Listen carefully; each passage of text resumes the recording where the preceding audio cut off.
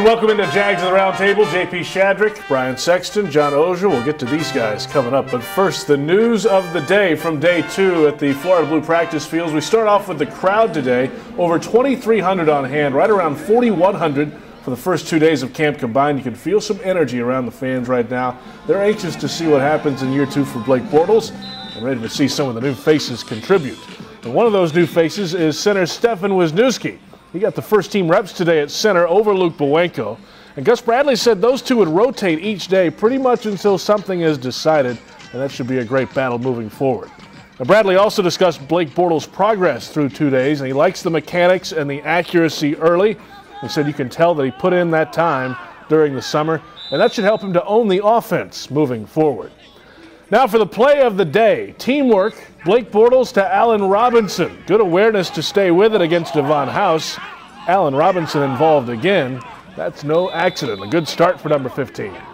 All right, guys, 2 days in without pads, though. What have you seen so far? Well, the easy thing is to say how much better they look. And some of that is because you're still sort of impressed with what they did in the offseason. You're assuming some of these guys.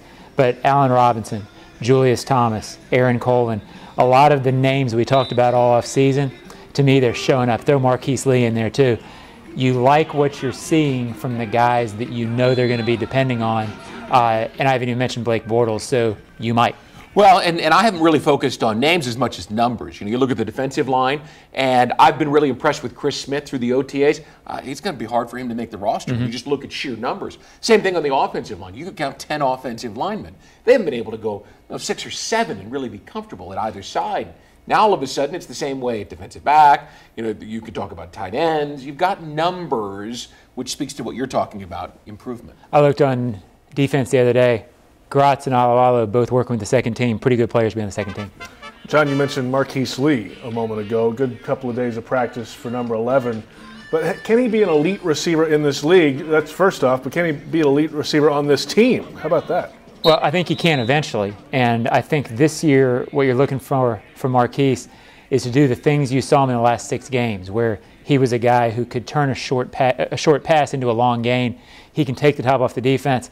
I don't know if he's going to be that consistent 1,400-yard guy yet. I don't know if he's got the physical size to do that. But I do think he's the one guy on this offense who can make plays consistently above the X's and O's, as Tom Coughlin would like to say. He is an elite athlete. I mean, I watched him, and his acceleration, his hands, so much about him is elite. Now he needs elite availability, right?